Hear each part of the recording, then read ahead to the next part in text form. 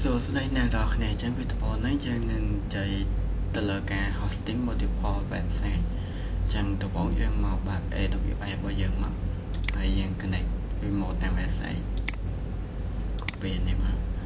remote ចឹងខ្ញុំចូលទៅកាន់ CD វិញ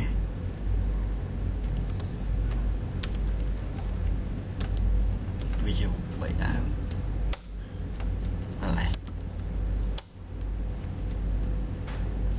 ចឹងខ្ញុំដាក់ឈ្មោះ domain ខ្ញុំចូលខ្ញុំបាក់តិច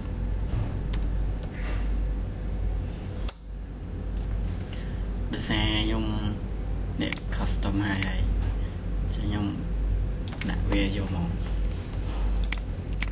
ដល់នៅឡើយណាពេលទាំងអស់អានេះជាឈ្មោះ website របស់យើងហើយឈ្មោះ domain មិនឈ្មោះ website ទេចឹងខ្ញុំបញ្ចូលវា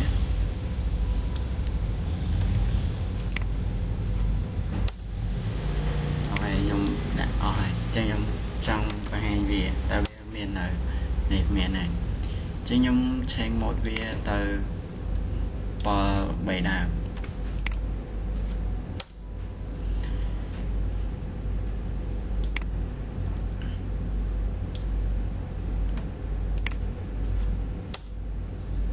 អូខេចឹងបន្តមកយើងបើក file Sila មកconnect ទៅ server AWS របស់យើង file size អានេះជា protocol SHTTP អានេះ IP របស់ public boy AWS របស់យើងនៅកន្លែងនេះ IP នេះបន្តមក key pair គឺ key file គឺ key pair ហ្នឹងហើយ user យើងបន្ទោយើង connect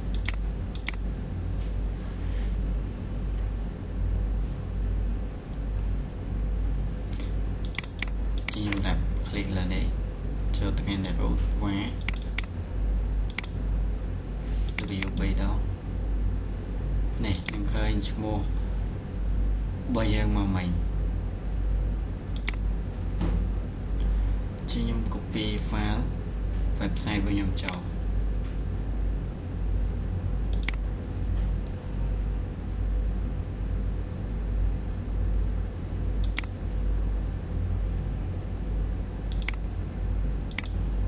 ខ្ញុំដាក់ឲ្យ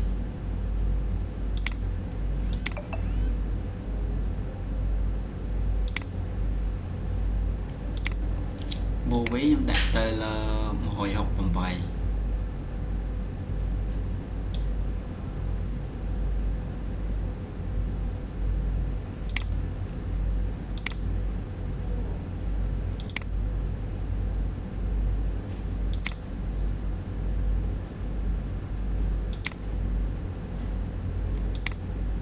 ចំពោះ website តណាកសែនខ្ញុំដាក់ឲ្យមកនេះ user ឈ្មោះខ្ញុំ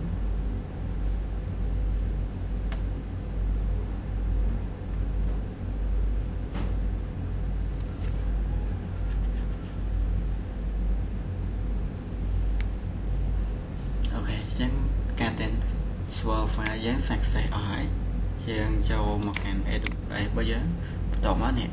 យើងចូលទៅកាន់ etc ngx server របស់ចេញសិនចូលទៅកាន់ cd etc cd ngx cd site របស់បន្តមកយើង check អីឬក៏យើងបង្កើតយកមកក្បែរដែរតែអានេះខ្ញុំបានបង្កើតហើយអ្នកទាំងអស់គ្នាគ្រាន់ថា ផល command នេះ sudo nano ឈ្មោះរបស់យើងមកឈ្មោះ domain របស់យើង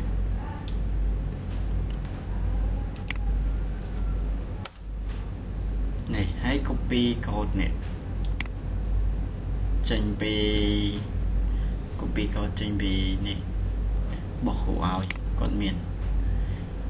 copy អានេះមកបន្ទាប់មក edit ចឹងអានេះជាឈ្មោះ domain របស់ខ្ញុំតែលើនេះឈ្មោះមួយនេះដែលខ្ញុំ nano នេះមកកែយើងអានេះគេឈ្មោះ domain យើងត្រូវកែ3កន្លែងចឹងខ្ញុំបានកែរួចហើយចឹងខ្ញុំcontrol x នៅពេលដែល control x កន្លែងមិញវាត្រូវបើយើងអត់តាន់បង្កើត file ហើយវាត្រូវឲ្យយើងចុច yes វា control ហើយយើង save ឈ្មោះអីចឹងខ្ញុំហើយចឹងបន្ទាប់មកទេខ្ញុំឆែកលើនេះខ្ញុំមួយទៀតគឺខ្ញុំអា comment នេះយើងអាចបង្កើតថ្មីក៏បានចូលទៅកែក៏បានដែរដូចគ្នាទេចឹងខ្ញុំចូលទៅកាន់ខ្មែរ168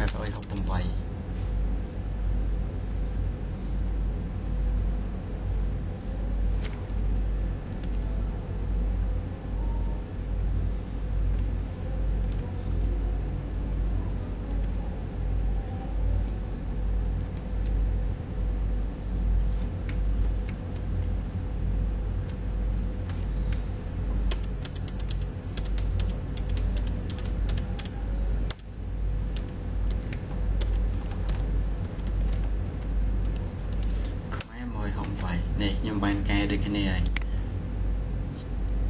domain អានេះឈ្មោះ domain តែខុសដក clear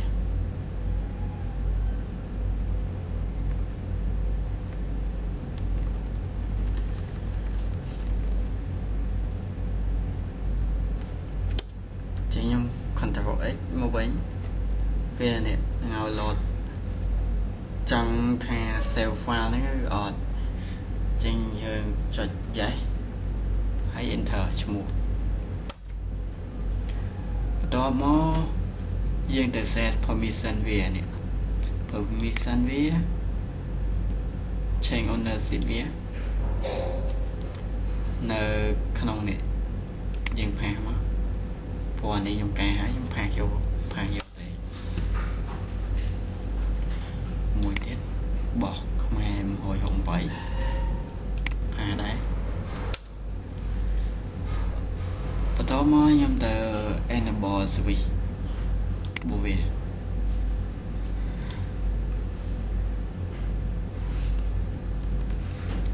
ខ្ញុំផាសយកដែរនេះវាប្រាប់ថា already ហើយដោយសារខ្ញុំធ្លាប់ add ពីមុនខ្ញុំផាសមួយទៀត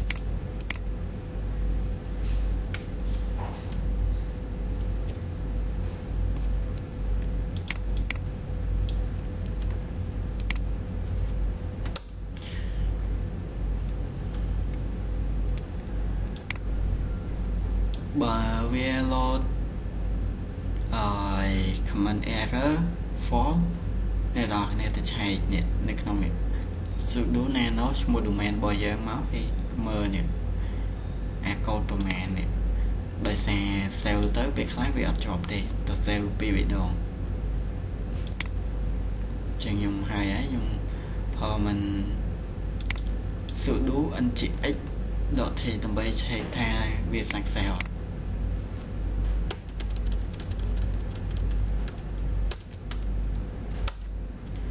នេះចឹង file ដែលខ្ញុំ add ចូលមុនហ្នឹង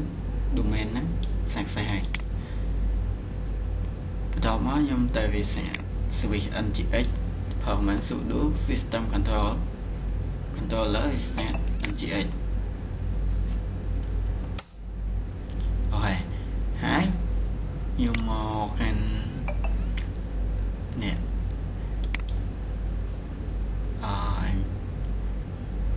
native name chip បន្ទាប់មក domain ហើយអ្នកនរគ្នាចុចទៅលើនេះ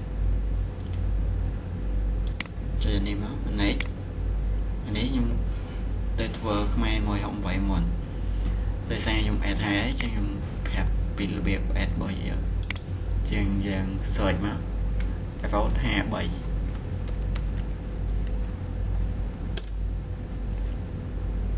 trên lời default 27 đúng không nè ta kia bài anh ấy dân bài pi mất sủa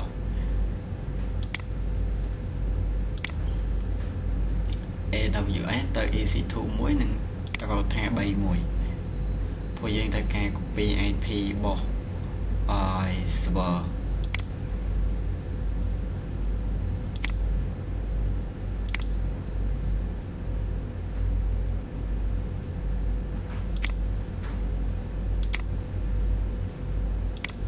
trên copy hái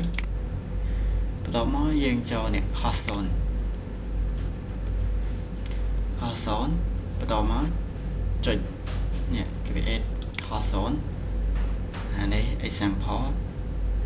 cơ dân đã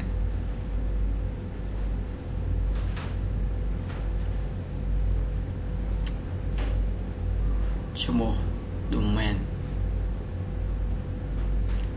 nè về đã this the domain the name of domain that you want to found ta phải chân dân ở đây các bạn này trên có phang IP ấy cái hotzone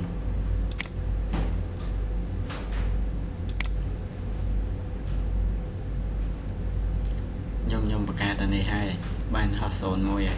tò mò dân nghệ chơi là hotzone bỏ cho một domain bao giờ mất nhưng chơi kiểu s và tò mò lại đấy vì hot name dân phải kề tránh dân phải w bay đòn tò mò lại đấy dân đã cho một domain dân màu vậy và theo ta bao nhiêu nhưng cho là Khmer mồi hồng váy đặt store chứ đặt cho một Khmer mồi hồng váy đặt store vậy thì chỉ ở second nè nhưng vô bay bom vào mùi rồi tới hai cái này nè about hai có pet about p này dân đặt cho một domain nè dân vô bộ page cname about another domain từ AWS Resource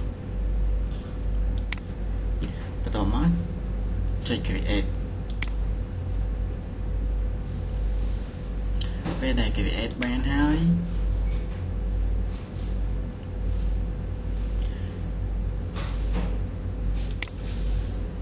nè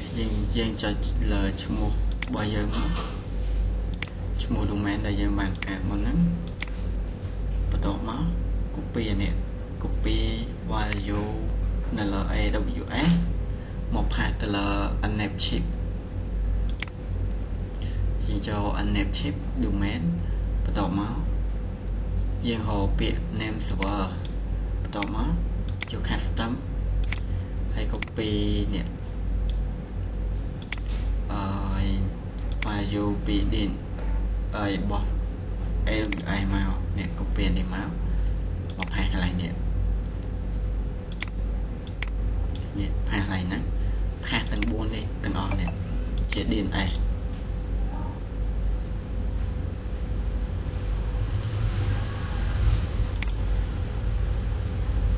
hay chúng tôi domain mỗi tiết đích nè cho nhung châu ăn domain của nhung mỗi tiết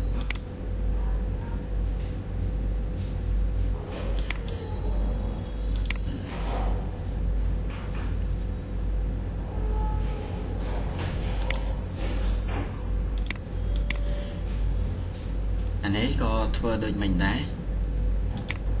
trên châu máu và cái bộ domain bây giờ và cái thọ sồn muối bộ domain từ là về đôi mình thằng ọ đây cái này đấy nhưng cho là đi đây copy và vô vé một hạt là một domain mỗi này được cái này này chỉ cho nên server vô custom bắt đầu một hạt từng ngày nó đây cái này đấy viên nâng load nhà thích nâng khoai ពេលដែលយើងដាក់ហើយយើងយកចុចទៅលើសញ្ញា tick ហើយចឹងបន្តមកទៀតយើង add ហើយយើងចូលទៅកាន់ domain របស់យើងទៅបើក website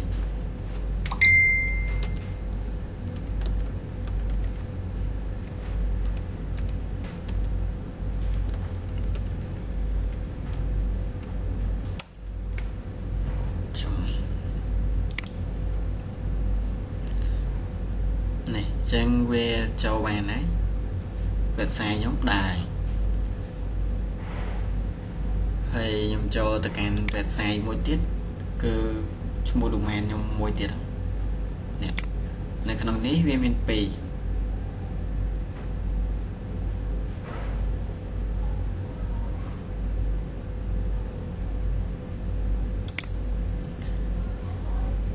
អានេះជាឈ្មោះ domain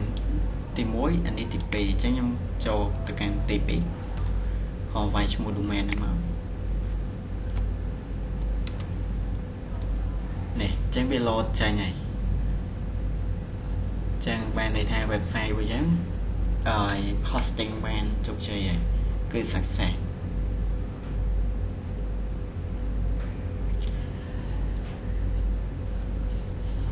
ចឹងវីដេអូហ្នឹងមានតែប៉ុណ្ណឹងហើយដែលតើអ្នកគ្នាខ្ញុំប្រាប់កន្លែងមួយយើងគួរតែប្រយ័ត្នកន្លែងនេះពេលដែលយើងផុស comment sudo nano កន្លែងបង្កើតនេះបើវា load file យើងគួរតែឆែកវាសារថ្មីហើយ edit កន្លែងនេះឈ្មោះ domain របស់យើងអត់ដូចបោះ domain យើងទិញមកនេះដូចគ្នាជាឈ្មោះ domain បន្ទាប់មក save វាមកហើយឆែកមកវាសារថ្មីទៅចឹងវីដេអូហ្នឹងមានតែប៉ុណ្ណឹងអរគុណអ្នកទាំងអស់គ្នាដែលបាន